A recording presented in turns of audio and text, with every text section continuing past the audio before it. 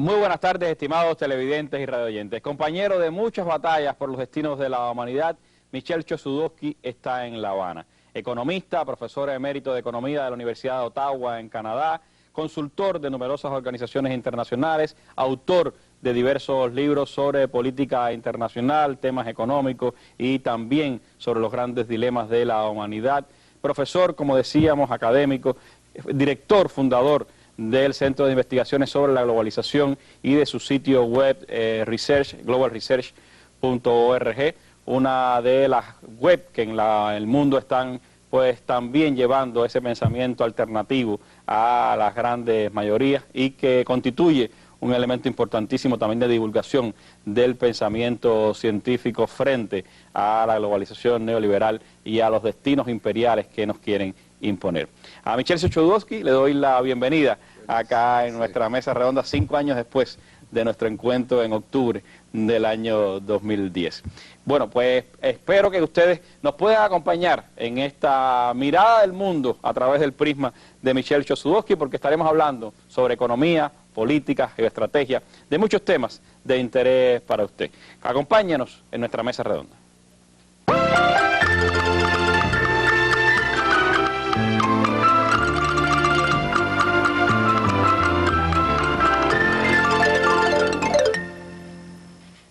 Como decíamos, Michel Chossudovsky regresa 5 años después a La Habana.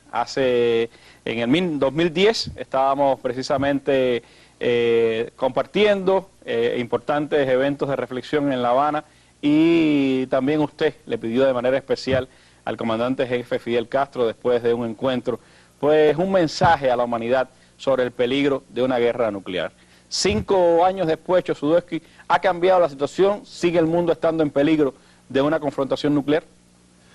Mira, lo que Fidel había formulado primero era un mensaje de análisis y también un mensaje de solidaridad en el sentido que una guerra nuclear sería, en sus palabras, fin de la humanidad. Él decía, bueno, sería el daño colateral, el llamado daño colateral de una guerra nuclear, sería la humanidad en su totalidad. Y eso era una expresión tremendamente poderosa. Y bueno, hicimos el 15 de octubre, hace 5 años, la grabación del mensaje y eso fue difundido después en YouTube. Algunos países lo quitaron porque lo consideraban como propaganda y tal, pero era un mensaje que también estaba dirigido a las mentiras. Y yo tengo que decir que hoy en día la situación es mucho más grave, porque primero, en el año 2002, el Senado pasó una ley diciendo que el uso de la arma nuclear táctica en el teatro de guerra convencional era permitido y no exigía ninguna autorización del comandante en jefe, bueno, el presidente de Estados Unidos, Obama, ¿no es cierto? Y eso podría ser decidido incluso a nivel del comando regional, ¿no? El comando regional que sea US CENTCOM o AFRICOM o lo que sea, ¿no es cierto? De tal forma que, en cierta forma, la arma nuclear viene a ser considerado como una arma de teatro de guerra y no como una arma estratégica, con la noción que se utiliza como en la Guerra Fría, que es el arma de última instancia y uno está consciente del peligro que es la destrucción total por los dos lados, ¿no? Eso estaba muy bien formulado y los políticos de la época de la Guerra Fría eran muy conscientes del peligro. Pero bueno, otro elemento cuando pasó al Senado y luego pasó en los manuales militares, los científicos llegaron diciendo que la arma nuclear táctica, el llamado mini nuke, la pequeña bomba nuclear, no tiene daños para civiles porque la explosión es subterránea y no se habla ni siquiera de radiación.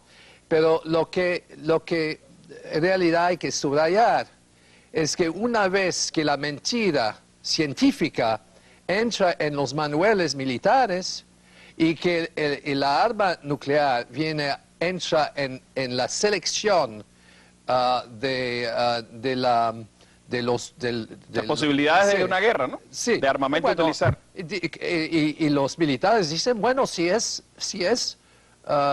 no tiene daño para civiles, lo vamos a utilizar. Y es una arma es una arma por la paz. Y en realidad, las realidades han sido invertido y la mentira viene a ser la verdad. Y ahora mismo hay personas en la administración de Obama que están hablando, y también al Congreso, de la llamada Tercera Guerra Mundial o del uso de la arma nuclear. Sobre eso me gustaría preguntarle, porque estaba viendo uno de sus más recientes libros hacia un escenario de una Tercera Guerra Mundial que ha sido publicado muy recientemente. Y el tema de la Tercera Guerra Mundial es un tema que tiene muchas discusiones. Incluso el Papa Francisco, en su paso por La Habana, decía que estamos viviendo una Tercera Guerra Mundial por etapas. ¿Considera usted que estamos viviendo una Tercera Guerra Mundial por etapas? ¿Estamos ya en una Tercera Guerra Mundial? ¿En qué escenario estamos desarrollándonos? Bueno, primero quiero decir, eso salió en 2011, pero quiero decir que la preparación y el escenario de la Tercera Guerra Mundial es real. Es decir, que el Pentágono lo hace de manera rutinaria. Bueno, no tenemos documentos para probarlo porque son documentos top secret, ¿no es cierto? Pero uno de estos documentos es público, que fue publicado en el año 2007. Y es interesante porque es muy detallado con la secuencia. Es un escenario de Tercera Guerra Mundial, entra en secuencias y consecuencias y tal, y bueno, en la computadora y todo, pero eso se llama, son ejercicios militares, secuencia, simulación de una guerra son países, son 5 países ficticios que se llama Birmingham, Lübeck, Churia, Nemazi. Ahora, bueno, si lo tradujéramos a países reales, Irán, Rusia, China, Corea del Norte, ¿no es cierto? Entonces, perdón, son 4. Estos son los países que también que son los llamados enemigos de Estados Unidos y son también el motivo de amenaza de guerra nuclear. De tal forma que eso es muy detallado.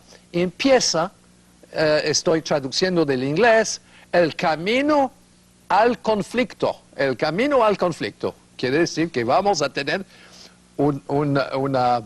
vamos a preparar el conflicto. Para el conflicto con esas 4 naciones. Y después se dice fase 1, despliegue, test de la arma nuclear y tal. Bueno, es bastante, son 4 páginas de detalle que han sido, que son de conocimiento público porque la prensa lo publicó, pero poca gente conoce ese documento. Pero lo que estoy diciendo que en el Senado, en el Congreso, y ciertas personalidades, incluso Brzezinski, dice, bueno, hay que utilizar la arma nuclear en contra de China o Rusia. El problema es que ellos también tienen la arma nuclear. ¿Y estas etapas que estamos hablando ahora de guerras no convencionales entra dentro de esa estrategia de guerra mundial? Bueno, la guerra no convencional implica toda una serie de instrumentos, de herramientas, digamos. Primero hay las operaciones encubiertas, nada nuevo, ¿no es cierto? Operaciones de la CIA, pero hay también la guerra, el apoyo a terroristas. Es cierto, Al-Qaeda es una creación de la CIA, eso lo sabemos, la ISIS, el Estado Islámico también. Después hay la guerra económica, es decir, no solamente sanciones, manipulación de mercados financieros, mercado de cambio, toda una serie de operaciones especulativas, y hay correlación entre las acciones de carácter inteligencia militar por un lado y las operaciones financieras por otro. Después hay la creación de guerras civiles, llamadas guerras civiles. Después hay las revoluciones de color, cambio de régimen. Bueno, la época de golpe militar ya pertenece a otra época. Ahora es la democracia, pero la democracia impuesto por el imperio en cierta forma, como es el caso de Ucrania. Bueno, la guerra en Siria es una guerra para imponer un cambio de régimen, un cambio de gobierno. De eso me gustaría hablar un poco más adelante, porque sé que estuvo por Siria, conoce bastante ahí la situación y a la del Oriente Medio, y por supuesto ese es un tema que le propongo que hablemos en el próximo segmento de nuestra mesa redonda. Vamos a hacer un breve alto y regresamos con usted. Sí, gracias.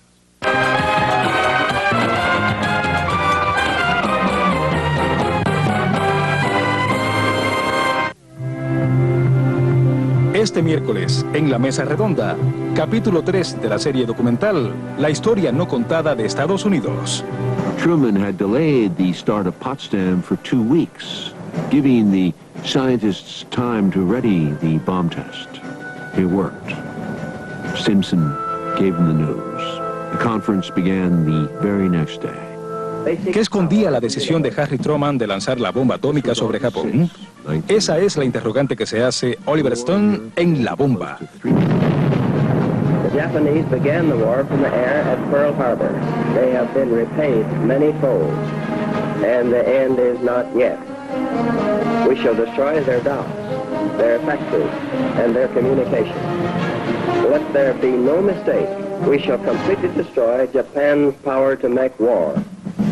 It is an atomic bomb. Tercer capítulo de su serie documental La historia no contada de Estados Unidos, que será transmitida el miércoles 21 de octubre por la Mesa Redonda a las 6:45 pasado meridiano.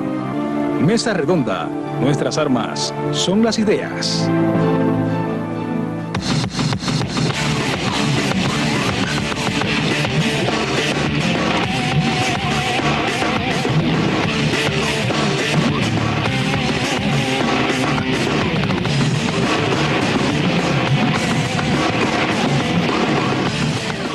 Bueno, otro de los libros recientes de Michel Chossudovsky es La globalización de la guerra, o la larga guerra de Estados Unidos contra la humanidad, que es también de más reciente publicación y que es otro de los análisis que él ha hecho sobre el papel, la influencia de los Estados Unidos en el mundo. Vivimos un momento particular, Michel, porque el tema de la crisis energética es uno de los grandes crisis que enfrenta la humanidad. Pero estamos en una circunstancia de bajos precios del petróleo. Estados Unidos se declara suficiente en la producción de petróleo a partir de la producción de gas y petróleo de esquisto.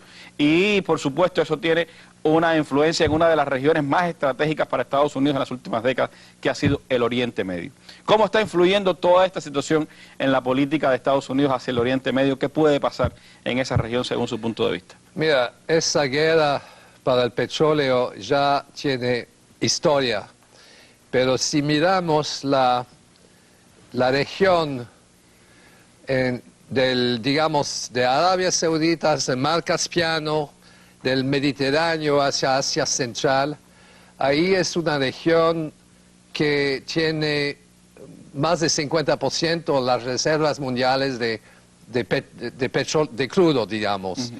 Y si miramos los países musulmanes, esa región, es decir, Arabia Saudita, Kuwait, Emiratos, Irak, Irán, ¿no es cierto?,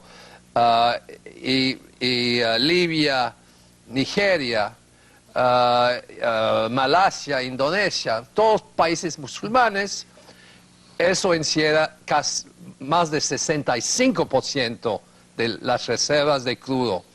Y uno tiene que hacer un poco el vínculo entre esa realidad que es para conquistar, ¿no es cierto? Es su proyecto del imperio. Y la propaganda que hace la demonización de los musulmanes. La llamada guerra de civilizaciones que propugnaba Huntington. Bueno, claro, pero la realidad es que los musulmanes son los habitantes de los países que tienen el oro, bueno, el crudo petrolero, y entonces hay que demonizar los habitantes de estos países para justificar precisamente la conquista, la intervención humanitaria en Libia. Libia tenía 3.5% de las reservas de crudo a nivel mundial, que es casi el doble. No estoy hablando y de alta calidad. De alta calidad. No estoy hablando del gas de fracks, pero sí en relación al crudo. Estados Unidos tenía menos de 2%, ¿no es cierto? Bueno, Libia, un país de 8 millones de habitantes, tenía reservas tremendamente grandes. Era la conquista, ¿no? Y donde hay petróleo, hay ISIS, Al-Qaeda. Todos los grupos afiliados a Al-Qaeda están presentes en esos países. Boko Haram en Nigeria. No, eso no es casualidad, porque en cada uno de estos países se está utilizando esas entidades terroristas apoyados por la CIA para llevar un proceso de desestabilización de la economía, de la infraestructura y tal. Bueno, el caso de Siria es una guerra utilizando el pretexto que ISIS está ahí para bombardear la infraestructura social y económica del país. Usted estuvo en Siria 2 meses antes de que empezaran los acontecimientos, es decir, la revuelta que comenzó en una zona del país y que después se convirtió en una guerra total contra el gobierno de Bashar al-Assad, apoyado por Estados Unidos y las potencias occidentales. ¿Cómo usted vivió esos 2 meses antes del fenómeno? ¿Qué elementos usted cree que han influido en esa situación allí en Siria? ¿Y qué papel juega el Estado Islámico? ¿De dónde viene el Estado Islámico según su percepción? Mira, primero, yo salí dos semanas antes de que comenzara la contienda. Pero sí hay una serie de elementos ahí. Primero, el embajador de Estados Unidos a Siria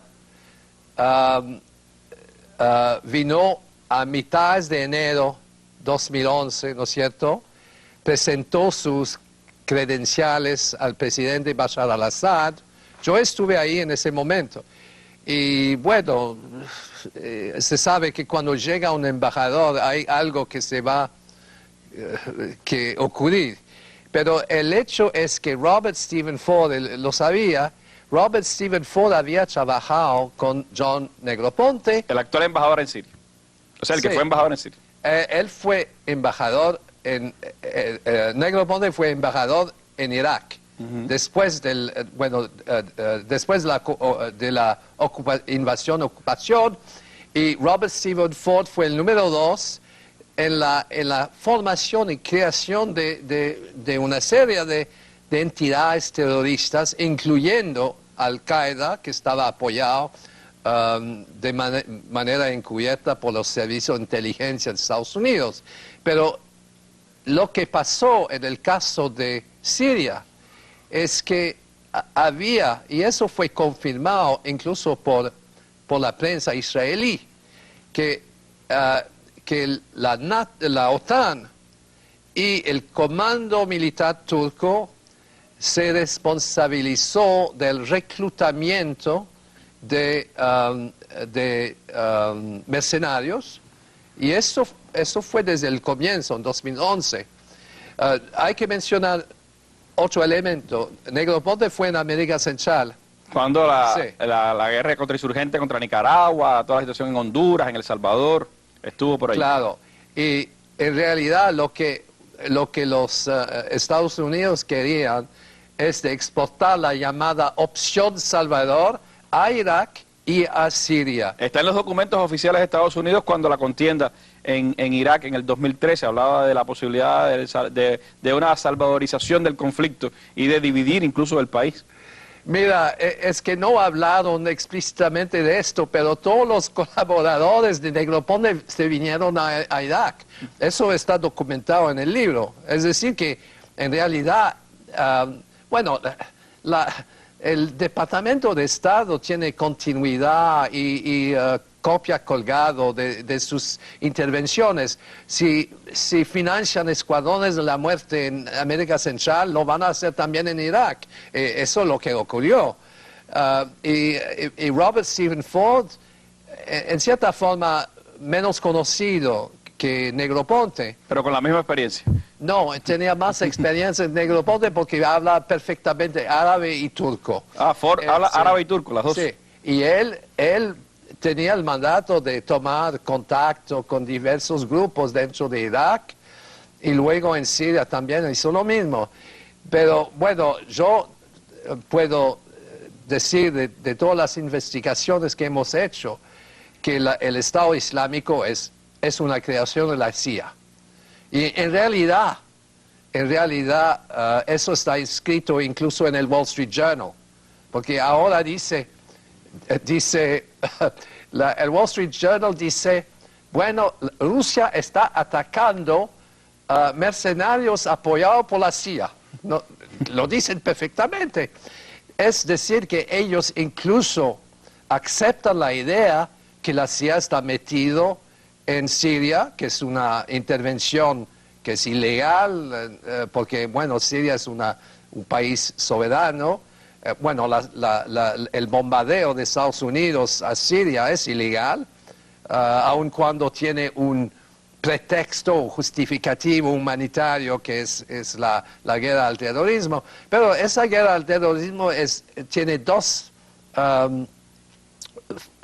dimensiones distintas. Uno, los terroristas son milicias de la NATO, de la OTAN, digamos, son los terroristas buenos. No, bueno, digamos, en general sirven los intereses de Estados Unidos en el terreno, ¿no? Son instrumentos, se dice intelligence assets. Pero por otro lado, son también el justificativo para la intervención. Entonces hay un doble, digamos, hay dos funciones. La primera función es de llevar el terrorismo y, bueno, se dice que en realidad Estados Unidos está en guerra en contra de Siria porque ellos están apoyando estas acciones terroristas. Pero al mismo tiempo, ellos dicen, no, esos son independientes, no tienen nada que ver con nosotros. Y nosotros vamos a atacar a estas entidades terroristas, pero bueno, pasó, ¿cuánto? Un año, más de un año, y todavía están ahí. En un año de bombardeo, Sí, Estados Unidos sí, no ha logrado detener sí. al ejército islámico. Y bueno, todos sabemos que estos terroristas no tienen capacidad militar comparable a Estados Unidos, ¿no? Están con sus vehículos de Toyota, ¿no es cierto? La camioneta. Bueno, yo me acuerdo al comienzo, hace un año, pasan el desierto de Siria hasta Irak, conozco ese desierto, había sido muy fácil de liquidarlos con la Fuerza Aérea de Estados Unidos en media hora, porque bueno, no tenía nada, tenía arma convencional, Toyota, no constituye una amenaza y podrían haber hecho lo que han hecho en el 91. Por eso les preocupa ahora tanto que Rusia esté haciendo acciones precisamente contra esas bases del ejército islámico. Bueno, Rusia hizo lo mismo que Estados Unidos, pero estaban atacando a los terroristas y lo liquidaron en una semana, ¿no? Más o menos se dice más del 50% está liquidado. Y Estados Unidos lo que estaban haciendo es primero bombardeando infraestructura de Siria en particular, social, económico, industrial, y por otro lado estaban también apoyando a los terroristas con armamentos, municiones y todo, y eso se implementó también con los aviones, con las acciones de la Fuerza Aérea. Bueno, hay muchos elementos, por supuesto, para hablar del Oriente Medio. Lo que pasa es que no tenemos tanto tiempo, pero yo no quisiera dejar de hablar de un asunto que es muy cercano también a los estudios que usted ha hecho y a las causas que usted defiende, que es el caso de Palestina. Yo les propongo hacer un breve alto y después regresamos para hablar sobre este tema. El análisis de los más importantes acontecimientos internacionales. La valoración de temas de actualidad nacional, acompañadas del criterio y las preguntas de la población. El acercamiento a hechos históricos, económicos, científicos, deportivos y culturales. Mesa Redonda. Más allá de la noticia.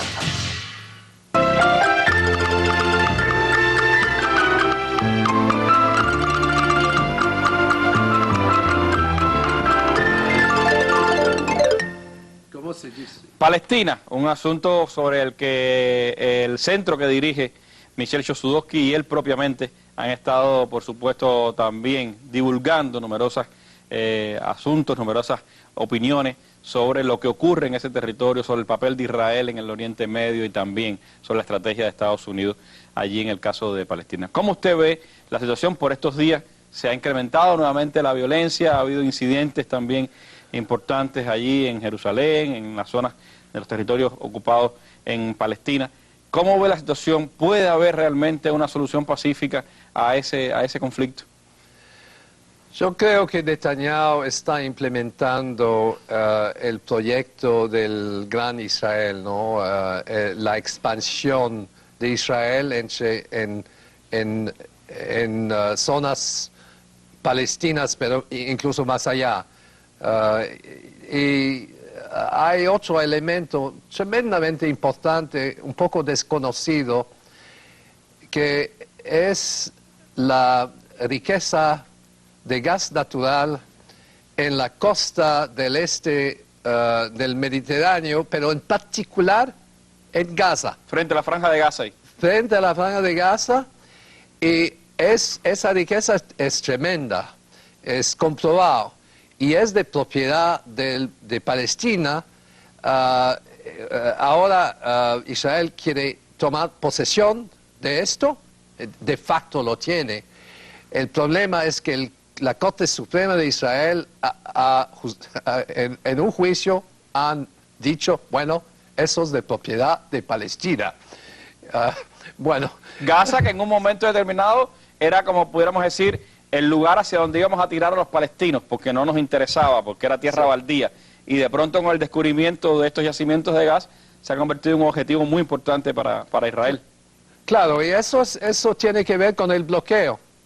Es el bloqueo marítimo, porque, bueno, ahí hay esa riqueza. La riqueza sigue en toda la costa, pero es más concentrado en frente de Gaza. Y por lo tanto, yo creo que el proyecto de Israel ahora es el éxodo del pueblo palestino. Y la expansión de Israel.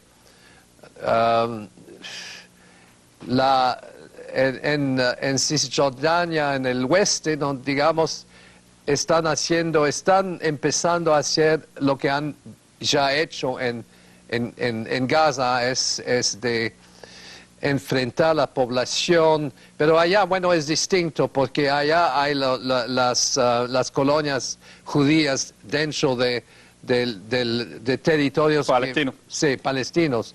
Pero, en fin, lo que hay que enfatizar es que las acciones militares, paramilitares, que sea en Siria, Palestina Irak, Yemen, Afganistán, Pakistán, todo está coordinado. No son acciones sueltos. Incluso la de Israel. Israel no actúa en ese contexto sin el apoyo de Estados Unidos. Su sistema de defensa aérea está integrado, la de la OTAN y de Estados Unidos. Ni siquiera puede llevar una guerra, suelto, sin coordinación. Y es en ese sentido que planteó la noción de globalización de la guerra. En el sentido, primero, es muy centralizado.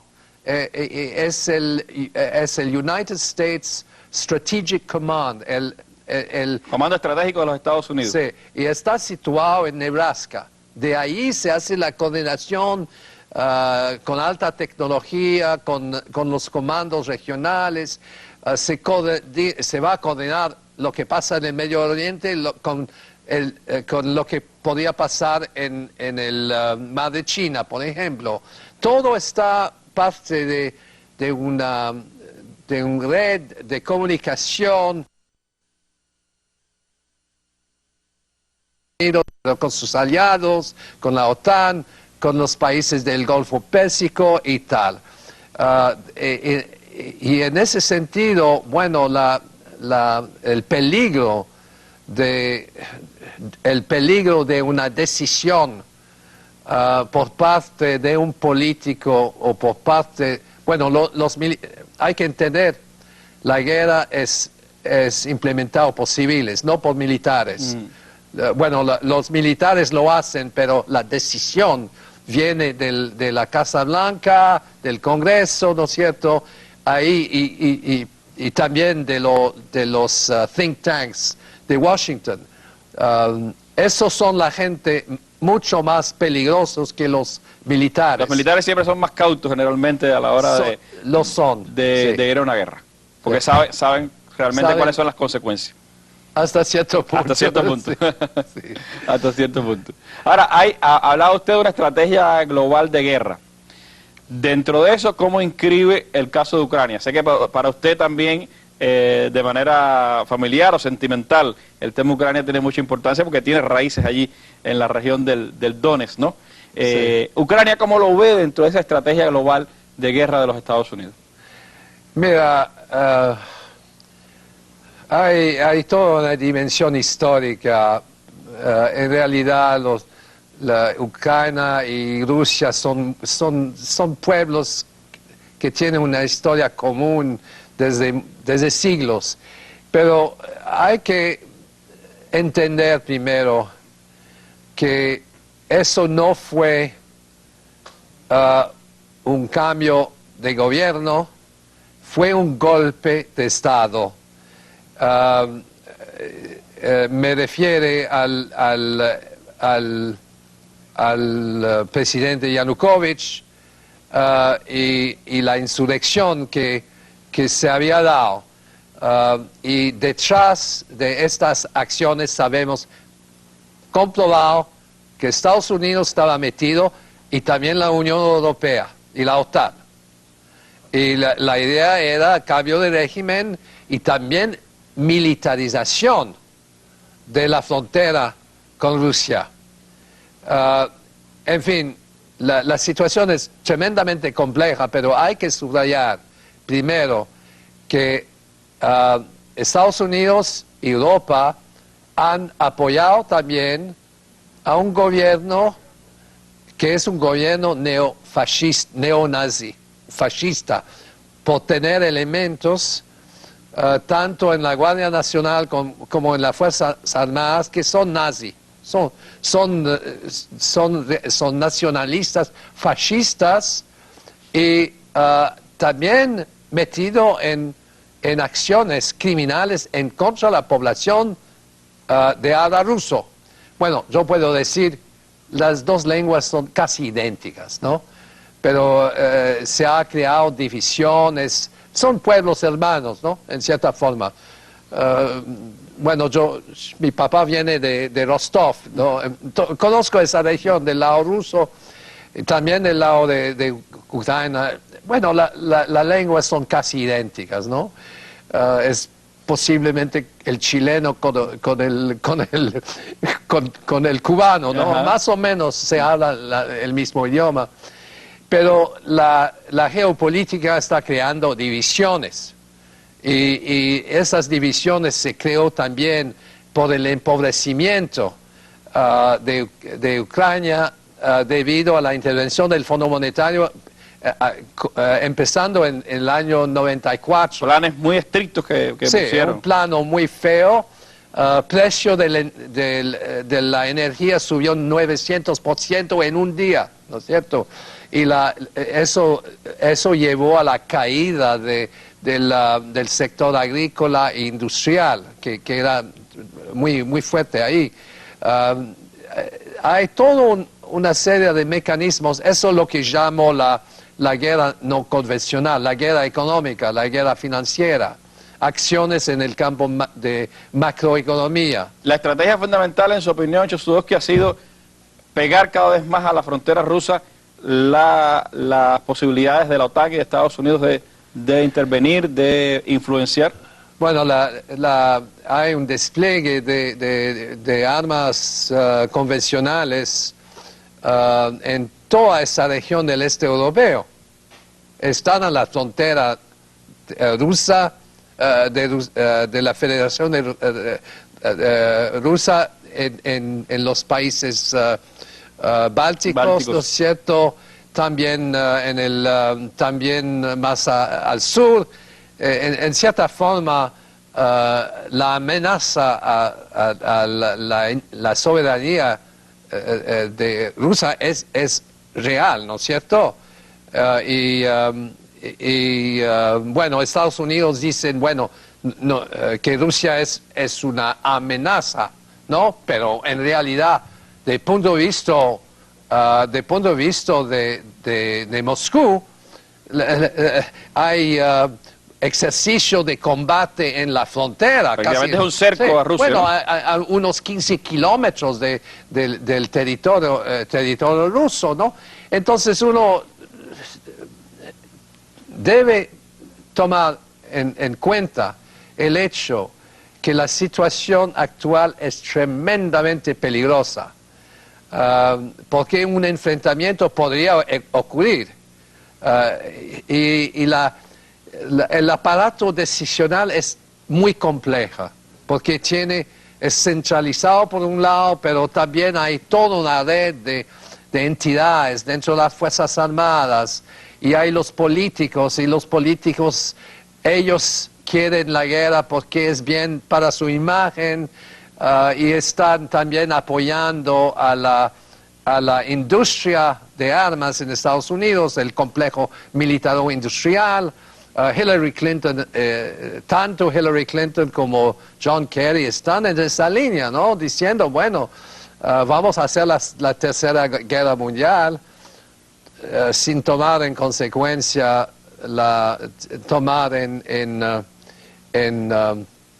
sin tomar en cuenta, ¿no? El conocimiento y el mensaje que Fidel había difundido, ¿no es cierto? Porque ellos desconocen totalmente las consecuencias de la arma nuclear. Son muchos los elementos, por supuesto, que se pueden tener en cuenta a la hora de hablar de la geopolítica, pero los económicos no se pueden desconocer. Y de eso, por supuesto, vamos a hablar con usted, que es economista, que es profesor de mérito de economía de la Universidad de Ottawa en Canadá y que además es un profundo estudioso de todos estos temas. Yo les propongo hacer un nuevo corte acá, una nueva pausa en nuestro programa y regresamos a hablar con Michel Chosudovsky.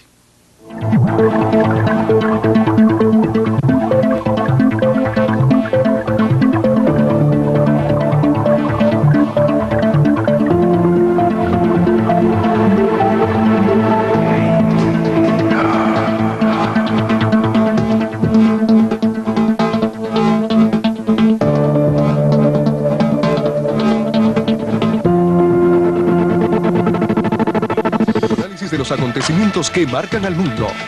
con reconocidos periodistas y especialistas de temas globales y regionales.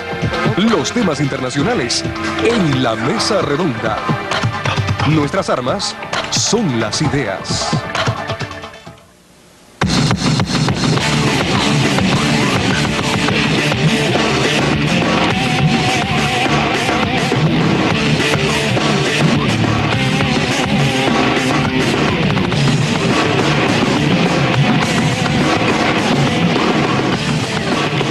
Bueno, Michel Chossudovsky, con quien hemos estado compartiendo esta mesa redonda, como decíamos, es un investigador de los temas globales. Su centro de investigaciones sobre la globalización tiene importantes investigaciones sobre los temas globales, sobre los temas más perentorios de la humanidad, y también su página web Global Research pues tiene importantes artículos, se los recomiendo, para el estudio de los temas globales, de la manera en que no se presenta por los grandes medios de comunicación, sino buscando lo que está detrás de la noticia. Y detrás de la noticia me gustaría ahora hablar con usted sobre uno de los asuntos que concierne a su país, que es uno de los 12 países que acaba de acordar ser parte del Tratado Transpacífico, este nuevo conglomerado de países de la zona del Pacífico encabezados por Estados Unidos, que han acordado una liberalización del comercio y numerosas pues decisiones secretas, por cierto, durante mucho tiempo, y que ahora pues intentan dinamizar a la forma de Estados Unidos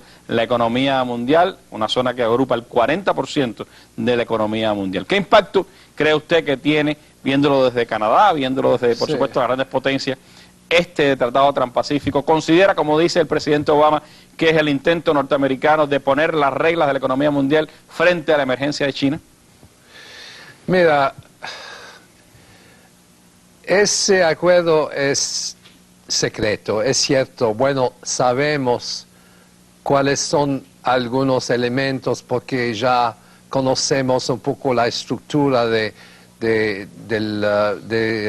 comercio internacional con el OMC, por ejemplo, y tratados anteriores. Pero creo que el acuerdo en sí mismo es un ataque a la soberanía de cada uno de esos 12 países, incluyendo a Estados Unidos, ¿no? Porque va a tener impactos internos también. Es al servicio de las grandes empresas en el campo, bueno, de biotecnología, telecomunicaciones, agricultura, bueno, industria, propiedad intelectual, yo creo que la aceptación, primero la aceptación no es a nivel legislativo, es a nivel burocrático. Ha sido negociado por los representantes de los gobiernos y las empresas transnacionales. Es negociado por funcionarios de estos 12 países. Ahora tiene que ir a los parlamentos. Bueno, vamos a ver, porque eso es el motivo de manipulación.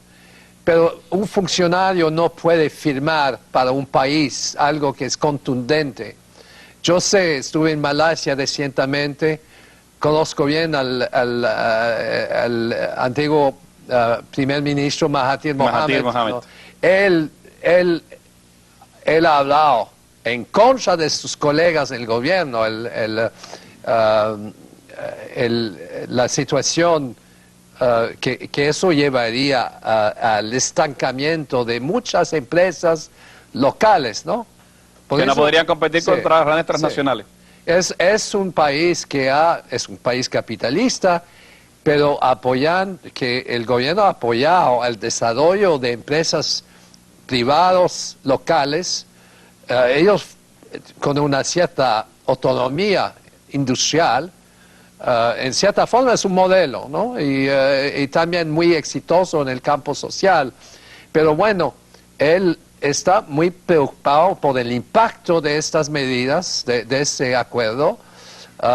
Y yo creo que el gobierno actual, que está enfrentando un escándalo de fraude político y tal, ha sido un poco el motivo de acciones fraudulentas por parte de Estados Unidos bueno, no tenemos ninguna información al respecto, pero de toda forma, un gobierno firma, pero no firma en nombre del pueblo, firma en nombre de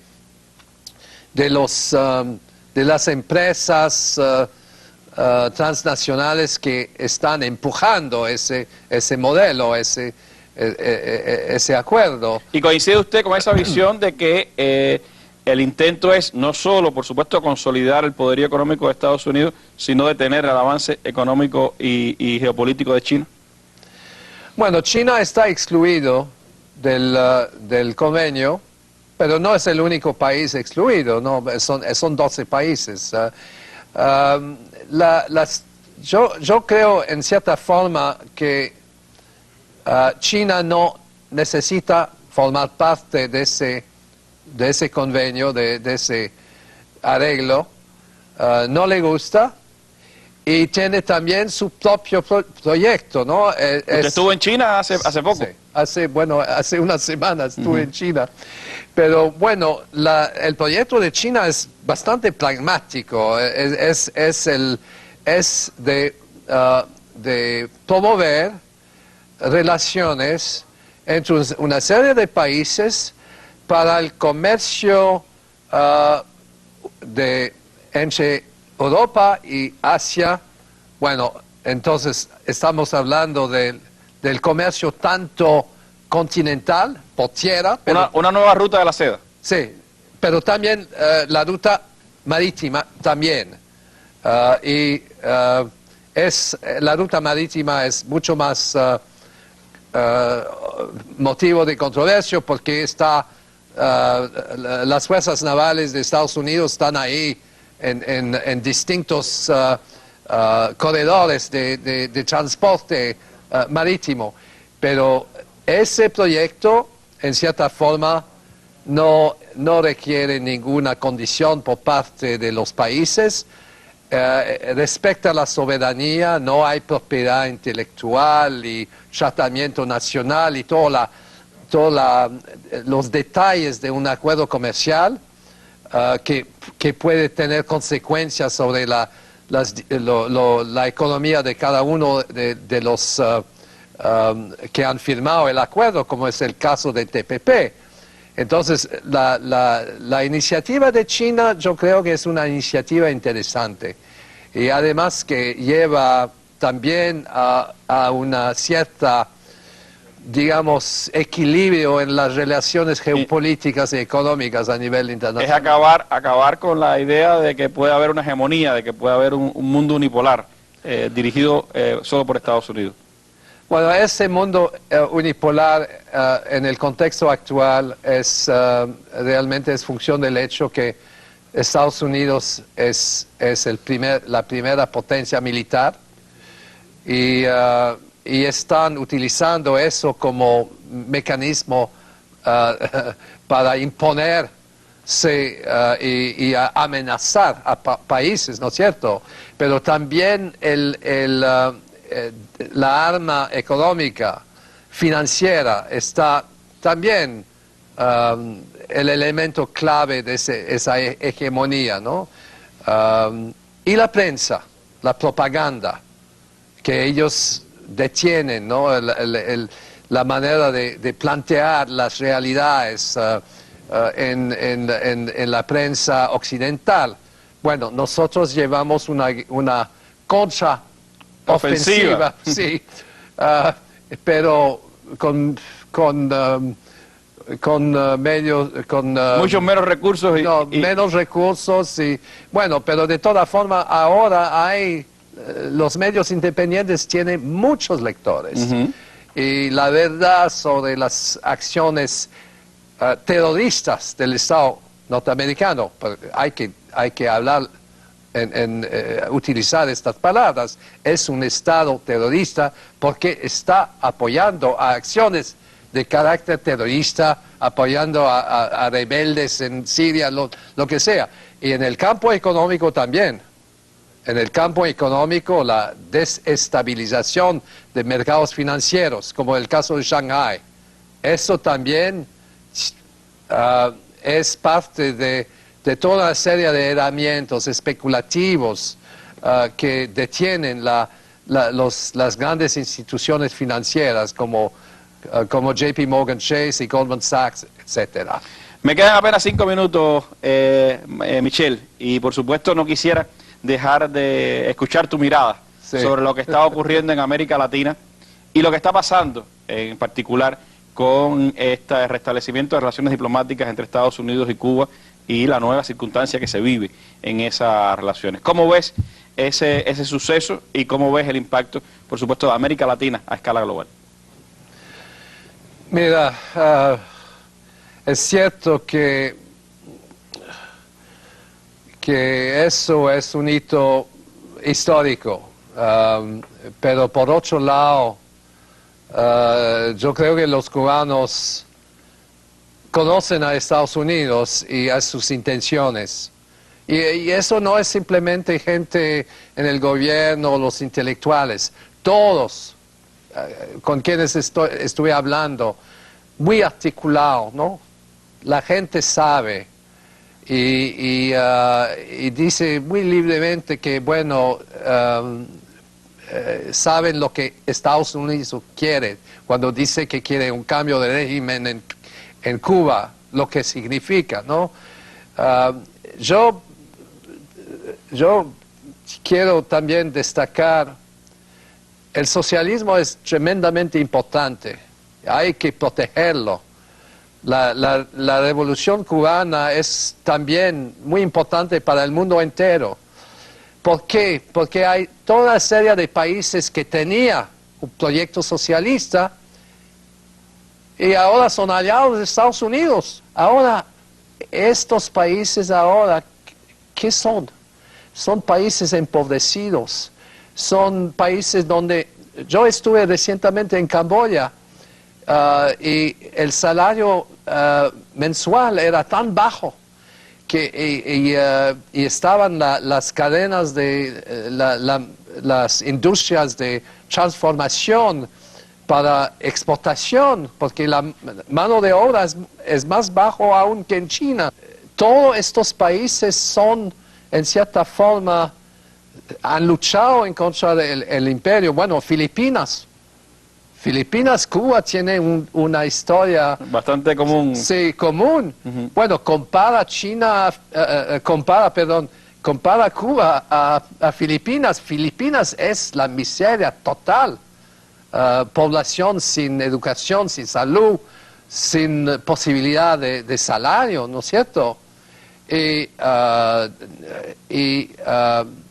eso es el producto de la colonización de Estados Unidos. Todavía es una colonia de Estados Unidos, aun cuando, bueno, tiene un gobierno, bueno, es un gobierno elegido por el poder norteamericano.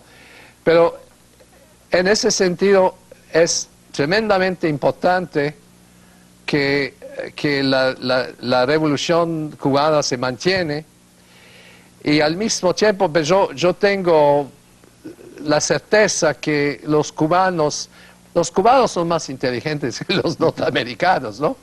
Bueno, hay que ver los que deciden en Estados Unidos, pero bueno, hay esa relación, esa normalización en relaciones diplomáticas no quieren decir, no es digamos, una luz verde a Estados Unidos para que entra y transforma Cuba, porque eso no va a ocurrir. Pero al mismo tiempo, viendo las acciones de Estados Unidos, que sean el Medio Oriente, Asia del Sureste, América Latina, es un Estado criminal, hay que decirlo. Es un Estado criminal. Y es también, es muy importante, es la privatización del Estado. Es decir, que los mismos políticos no actúan en relación a la población, pero a los que, a sus dueños, no son propiedad. Son políticos privados también. Son políticos privados, ¿no? Políticos privados. Y eso es eso quiere decir también que actúan en función de intereses privados. ¿Cómo ve entonces, muy breve, América Latina en este contexto? Bueno, yo creo que hay elementos, hay un cierto, digamos, hay cambios muy interesantes en América Latina. Venezuela, Argentina, Bolivia, Ecuador, Nicaragua, bueno, Cuba, por supuesto, pero al mismo tiempo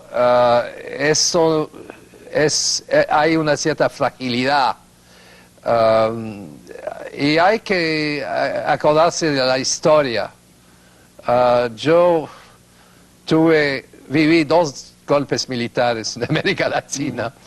La de Chile, 73, fue profesor en la Universidad Católica en otra vida, y luego estuve en Argentina en el año 76, cuando hubo el golpe con Videla y después la Guerra Sucia.